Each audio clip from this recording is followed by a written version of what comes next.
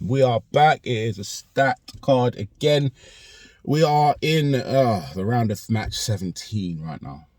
Premier League season is literally halfway through the season.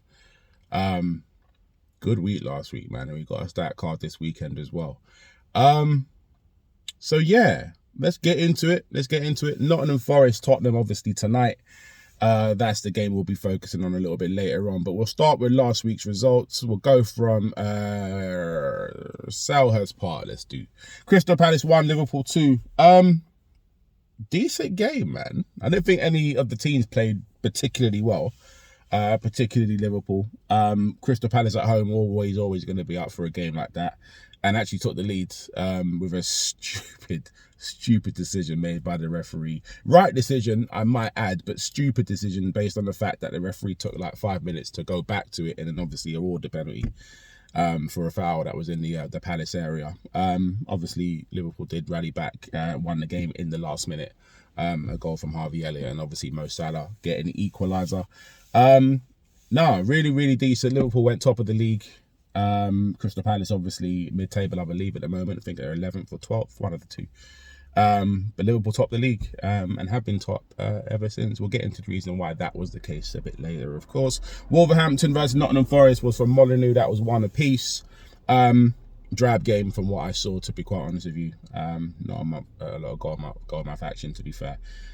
Forest, I thought, gave a good account of themselves, actually went ahead in that game. Wolverhampton obviously rallied back and couldn't get the winner. But yeah, Nottingham Forest obviously good value for that draw. Wolverhampton probably would see that as another couple of points dropped. Brighton versus Burnley, pretty much the same as what I said about Wolves, Nottingham Forest. That was from the Amex Stadium. Again, against the run and play, Burnley took the lead. Brighton obviously rallied back in the second half. Adingra again on the score sheet. There, Brighton do, and I've always said this about Brighton, they do play a lot of good things. A really good array of talent as well. They've got different facets, which I really like. So their transitions from sort of defence into the midfield, and then they usually like to bomb their wingers on.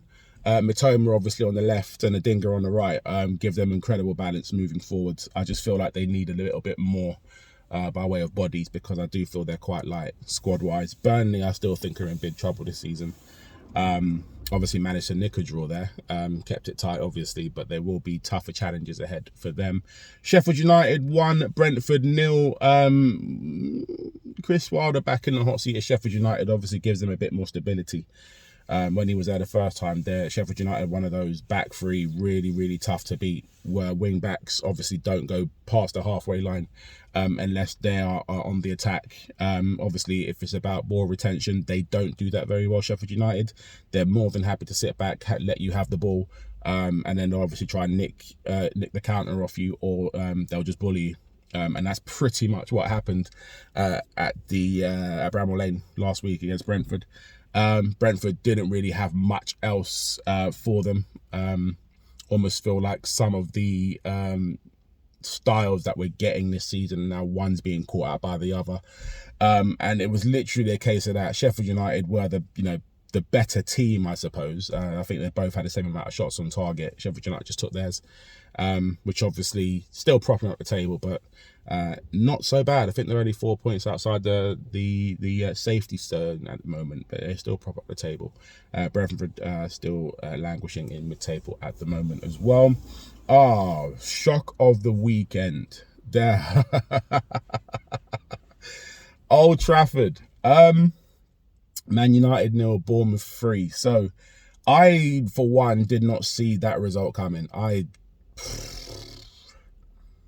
There aren't many words you can have with regards to a result like that. There's not much you can really say to sort of defend Man United, which is funny because that's the word that they don't like to use. United defensively are a joke at the moment. Goalkeepers, they're not scoring goals either. Bournemouth went there and absolutely bullied them off the park in every single aspect. Stronger in the air, quicker on the ball, quicker to second balls, put a tackle in, just bullying Man United all over the pitch at Old Trafford as well. That is unheard of. Bournemouth, massive 3 points for them.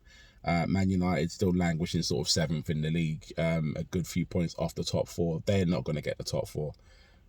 They'll get a couple of results this season, but they're not going to do much this weekend especially, which we'll get into a bit later on. Aston Villa 1, Arsenal 0. I think that's good for the Premier League, to be quite honest with you. Can't have Arsenal in this league. Personally, I don't think Arsenal are winning the league anyway. Strikers don't score goals, and both the goalkeepers are fairly average. So it was all going to come to stew at some point. I think this would be not the start of their downfall, so to speak, their decline, but I do think teams will find them out. Aston Villa maybe rode their luck a couple of times. I will go on to say that Arsenal probably should have had a penalty. Sort of the final embers of that game. The goal, I can kind of understand why it was given, although something has come up in relation to that. I think Matty Cash may have handballed the ball first, and then obviously Havertz handled it, and then obviously the goal went in. There was some nonsense rule about that, which I didn't really care to look into or read, because anything about sort of VAR at the moment is just under scrutiny at the minute. So I will give them that. They should have probably left there with a point. But at the same time, how much luck Arsenal have had over the past few weeks, sort of nicking last-minute goals and decisions going their way. And yeah, this was always due. So, we'll balance that out, to be quite honest with you. We'll put that down to the football gods. Aston Villa were excellent. I was actually at an event in Newcastle, funnily enough, for this. So I didn't actually get to watch all of it properly, but obviously knew what was going on. And from what I saw, Aston Villa absolutely peppered them first half, and then Arsenal got back into it in the second half, and Aston Villa effectively just held on, which is something you got to do against that Arsenal outfit. They are, young, and obviously they do like to run a lot, so it's going to take a lot for you to obviously get the result from them. Not easy these days, but they got beat, so there is that. Aston Villa 3 points, now sitting pretty in third in the league, which is crazy to me. Luton Town 1, Manchester City 2. Almost another shock on the hands here. Luton actually took the lead in this one, scored in the 45th minute. Adebayo, I believe it was, that got the header at half time. And then obviously, Man City pulled their sleeves up, pulled their socks up, got back into it. No Erling Haaland, of course. Bernardo Silva with a great finish, and obviously Jack Grealish finishing it off for Manchester City to nick all 3 points. Man City obviously still 4th in the league, still chasing the title.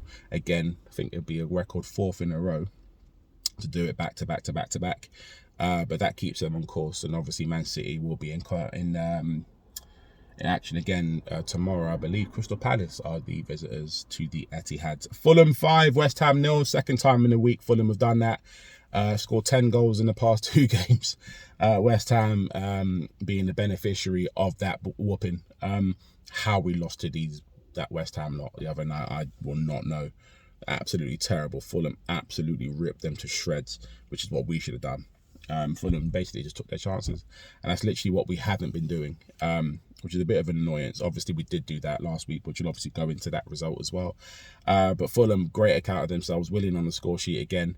Going great guns at the moment, Fulham. They've got a really interesting game this weekend when they go up north to Newcastle, which would obviously be a really good watch. Fulham tend to do quite well up there, actually.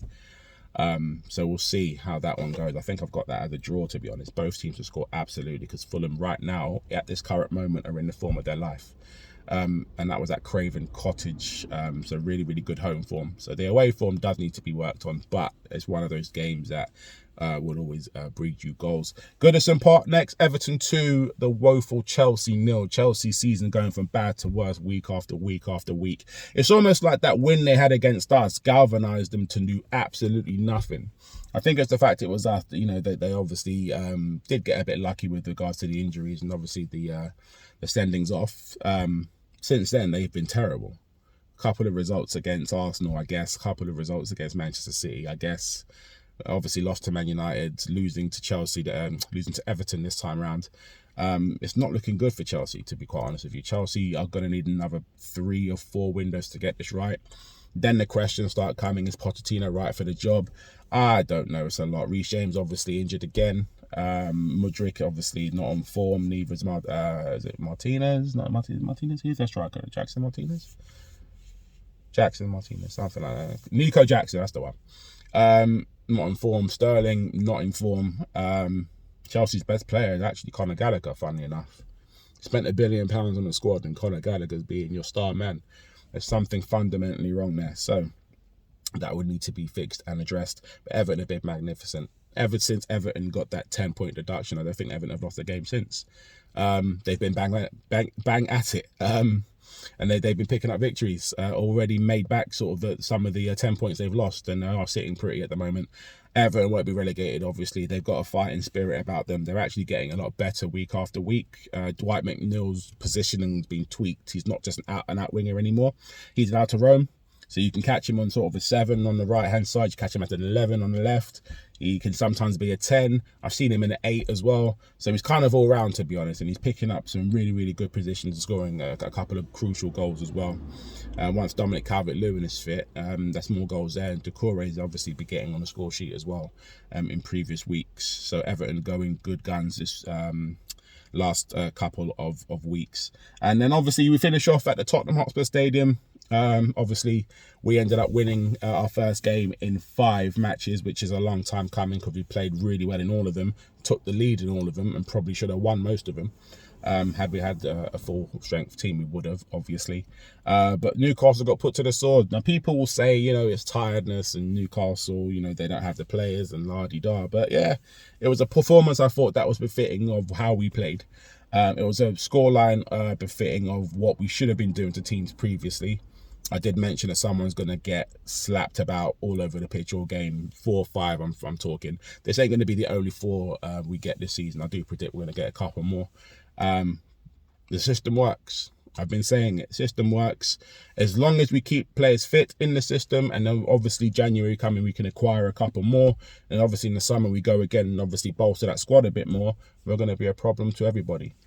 I've been telling people this for the longest time. The system works. I love the inverted wingers. I love the way Porro and the Doggy don't stay as left backs and right backs or wing backs. They actually advance their positions into sort of, you know, advanced wingers off, if you like. But on the inside, so they do the underlap as opposed to the overlap. It's very rare that you see Porro and the Dogger go on the outside. You see him sort of, you know, going through the inside, picking out passes and obviously finding positions in order to create danger and havoc. And that's what they did. Doggy obviously getting on the score sheet is literally the blueprint for that last week. So very, very proud of the boys. That leads us nicely into the segue of this week's fixtures. So as I mentioned earlier, today, later on this evening, we are at the City Ground. It's a live game, Nottingham Forest versus Spurs. My prediction for this is going to be 3-1 to Tottenham. I just don't see Nottingham Forest living with us. I know Spurs are one of those, and I've lived with this for years. They do like to test patience and try to obviously be a bit too blasé. Just be simple. Do the basics right. The quality will shine through. We've got a better squad, the better system. Nottingham Forest will be beat tonight. I'm going with a 3-1 win. Richarlison and Son on the score sheet for me as well. Then we'll go on to tomorrow. We'll start off at the Vitality Stadium. That is Bournemouth versus Luton Town. Interesting game, this one, because Luton have a fighting spirit about them and Bournemouth have been getting some really good results lately. This leads me to a 1-1 draw. I don't think any teams are going to lose this one, to be quite honest. Both of these are really, really good form. And I will go 1-1, Bournemouth versus Luton. Chelsea versus Sheffield United, Stamford Bridge. That's a Sheffield United win, you know. I think Sheffield United are going to go to Stamford Bridge and actually stop Chelsea, and then they're going to nick a goal of their own via a set piece. That's actually a really good bet. I'm going to go Chelsea 0, Sheffield United 1 on this one. I think Sheffield United are going to beat them. Chris Wilder's teams are notoriously very, very, very tough to beat. Chelsea aren't in the best of form at the moment. They're not scoring many goals. Sheffield United could stifle them and actually nick one, and I think that's going to happen. We're going to go with a 1-0 Sheffield United win there tomorrow. Manchester City versus Crystal Palace. That is from the Etihad. That's a 4-0 formality win for me. Man City are waking up. I think Erling Haaland is back as well. Phil Foden obviously in great form as well. I can't see Crystal Palace stopping Manchester City much, though I do see Palace scoring actually. So we'll probably go 4-1 on this one actually. Because Palace do tend to go there and nick a goal. I don't know how they do it. Last year they nicked 2. Year before that, I believe they won 3-2 with Andros Townsend's. That volley was mad. I think it won goal of the season that year as well. Yeah, we'll go with Man City on this one. We'll go 4-1, 3-1, 4-1, 4-1. Yeah, 4-1. Newcastle versus Fulham, St James's Park. I mentioned that earlier. That I think that will be a 1-1 draw. Fulham do like to travel up there, especially to Sunderland. Newcastle, I remember Fulham going up there and actually getting something from the game there last season, if I'm not mistaken. But I do think it'll be a 1-1 type game. Again, Newcastle not in the best of form. Just recently got knocked out of the Champions League and Europe as a whole in total midweek. Obviously losing to Milan. Will that galvanise them? Obviously will do, but they'll be tired, and I think Fulham may take advantage of it. But I think Newcastle have enough to see it out a draw. So I am going to go 1-1 there.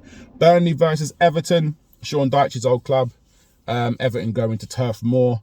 Obviously, Vincent Kompany having Burnley playing really good football. Does it every week, but again, I keep on saying it. They don't have the footballers to try the football he wants to play. And Everton have been excellent away from home as well.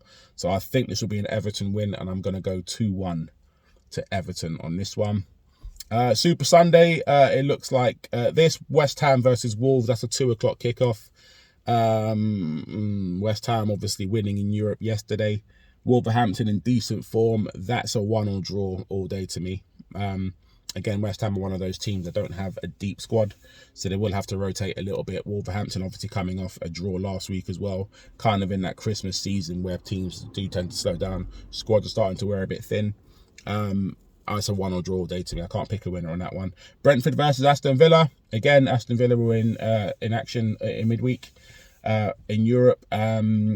Getting through, of course. I think they drew their game 1 apiece. Brentford, really, really decent unit at home. Probably should have won more games there this season than they have already. And that's another draw for me. I'm going to go with a 1-1 draw there as well. On to Arsenal versus Brighton. That is from the Emirates Stadium. Brighton, again, another one of those teams that were in Europe. They got through, and I believe they won their game as well. Yeah, they did 1-0. João Pedro in the 88th minute, I think it was. Against an Arsenal team that obviously played in Europe also. Through to the Champions League last 16. I'll go with a narrow Arsenal win here. I'll go 2-1. Based on the fact that it's at home and Arsenal probably have the home field advantage. And yeah, we'll go with a 2-1 there. 2-1 Arsenal win. And then final game of the week, Super Sunday, ends at Anfield, where it's Liverpool versus Manchester United. Obviously, 2 old rivals. Let's have going back and forth throughout the years, let's face it. Liverpool obviously having the better of United over the past decade. Since Alex Ferguson pretty much retired. Man United have not been the same since. And not even been part of the conversation when it comes to titles. Or anything of that nature, to be quite honest. This is going to be a formality Liverpool win for me again. It won't be a 7-0 like it was last season. I mean, it could be, to be quite honest. United have been atrocious lately. But I am going to go with a very, very modest Liverpool 3, Man United 0.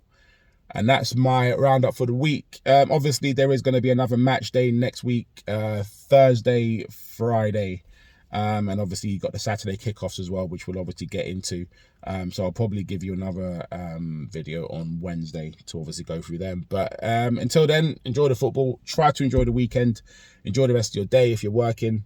Obviously, last minute shopping for Christmas and whatnot. If you've got to do all that, be careful out there. Wrap up warm because it's cold. And I'll see you on Wednesday in a bit.